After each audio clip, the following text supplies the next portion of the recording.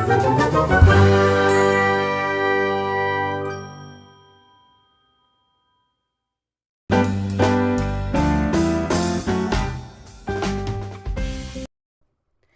नीतू की सास बहुत गुस्से में है क्योंकि उसे अपनी बड़ी बहू यानी कि सुनीता से कुछ पता चला है चंचल के बारे में। अब चंचल की सास गुस्सा क्यों है और सुनीता ने क्या बताया है सास को कि सास इतना भड़की हुई है। तो चलिए इस कहानी में हम देखते हैं। क्योंकि चंचल एक नई नवीली बहू है, सुनीता काफ़ी पुराने समय से यहाँ पर रह रही है, 3-4 साल हो गए उसकी शादी को, और सास तो सास ही हैं। तो सुनीता ने कुछ अपनी सास से ऐसा बताया चंचल के बारे में कि सास उसकी काफ़ी हद तक भड़क गई, और इतनी भड़क गई कि वह आग बबूला हो गई। उन्हें बर्दाश्त ही नहीं हुआ कि ऐसा भी हो सकता है क्या। चंचल को इस बात का कोई अंदाज़ा नहीं होता। वह अपने कमरे में आराम से बैठी होती है और अपना काम कर रही होती है।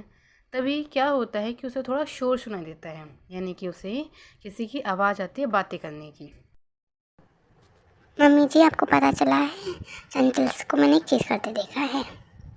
मैं कल गई थी उसके कमरे में, तो कमरा तो बंद नहीं था, कमरा चालू था, वो अपना खुला था उसका गेट। तो मैं चली गई तो मैंने देखा उसने ना हगीज़ के जो बच्चों के आते हैं ना, हगीज़ पैंट, वो रखी रही थी अपने अलमारी में। मुझे तो समझ ही नहीं आया क्या चल रहा है। मतलब ये तो हमारा कमरे में कोई बच्चा है नहीं, तो हगीज़ किस बात के लिए है। तो फिर मैंने थोड़ा रिएक्ट नहीं करा, मैं वहाँ से निकल गई और फिर मैं अपने कमरे में आ गई। अच्छा, ऐसा है क्या? तो तुझे पक्का यकीन है तूने हगीज़ का ही पैंट देखा? कोई और पैकेट तो नहीं देख लिया तूने? देख बहू, ऐसा ना हो कि तूने कोई और पैंट देखा, मैं उससे जाके सवाल करूँ, फिर बाद में फिर मैं झूठी कहलाऊँ। मुझे वो सब नहीं चाहिए। तो पक्का है ना सुनीता, तूने हगीज़ का पैंट ही देखा था? क्योंकि हमारे में तो सच में कोई बच्चा नहीं है और कोई आया भी नहीं है बाहर से। इतना कहकर सुनीता अपनी किचन में चली जाती है और सासू जी अपने काम में लग जाती हैं। फिर वहीं सुनीता फिर सासू माँ से टकराती है और कुछ बोलती है। क्या हो मम्मी जी, आपने पूछा कि हाँ ये बात सच थी कि नहीं? मैंने उससे पूछा था बट तूने कुछ बताया। पूछा तो नहीं था बेटा, मैं थोड़ा सा भूल गई थी। चल अच्छा है तुम्हें याद दिला दे, अब जाके खबर लेती हूँ कि ये बात सही है कि नहीं। अगर ये बात सही हुई ना तो उसे दूसरे कभी भी घर में रहने नहीं दूंगी मैं। अभी की अभी तलाक करवा दूँगी। मुझे इस वजह से पसंद नहीं है अपने घर में। ऐसे बात नहीं है मम्मी जी। अब एक बात बताओ, अगर वो यूज़ भी कर रही है तो कोई नहीं, चलो एक बार पूछ तो लो कि ये बात सच है कि नहीं। अब गलत फहमी से अच्छा है पूछना। तभी तो मैंने आपसे बोला था कि एक बार आप पूछ लीजिए। अब तो भड़क गई, बट अपन पूछा भी नहीं, भूल भी गई। अच्छा अच्छा, ठीक है ठीक है। तो मुझे मैं समझा मुझे क्या करना चाहिए क्या नहीं। छोटी है, छोटी की तरह कह जाता, अम्मा बनने की कोशिश मत कर, समझी? इतना कहकर सुनीता की सास अपने काम में लग जाती है और वहीं फिर सुनीता सास चंचल के कमरे में आ जाती हैं। चंचल के कमरे में जाती हैं बट वे देखते हैं कि कोई तो नहीं है कमरे में।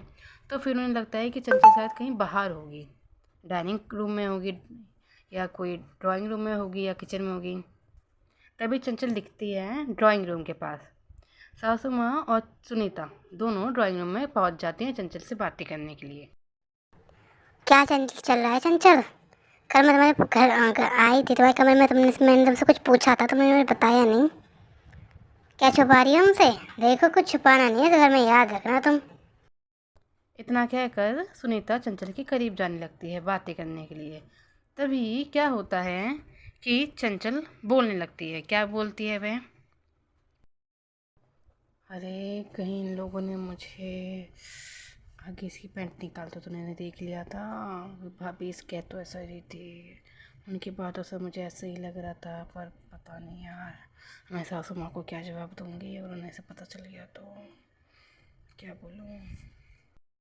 चंचल काफ़ी डरी हुई थी। तभी उसे गेट के बाहर बुलाया जाता है। क्यों चंचल, तूने बताया नहीं कुछ? बता बता। वो हगीज का पैंट तेरी अलमारी में रखा था ना, तो उसको यूज़ करती है क्या? है, हमारे में तो कोई बच्चे नहीं है। बहू तुम शांत रहो। तभी चंचल को प्रेशर आता है और वो बहुत तेज़ी से रूम की तरफ अपने भागने लगती है। वहीं रूम की तरफ जाते जाते जाते देखती है कि उसका तो वो हगीज़ का पैंट है ही नहीं। तो वह हगीज़ की पैंट को यूज़ करने की बजाय जाके वेस्टर्न सीट पे यानी कि टॉयलेट में बैठ जाती है और ये सोचने लगती है कि पक्का ये जो करतूत है ये मेरी जेठानी की है। भाभी चाहती ही नहीं है कि मेरा भला हो। उन्हें एक बार पता क्या चल गया, वो तो उस चीज़ के पीछे ही पड़ गई हैं। मैं भी क्या करूँ, मैं किसी को बोल भी तो नहीं सकती यहाँ पे। थक गई हूँ मैं भी यार, मन ही नहीं करता यहाँ पे रहने का।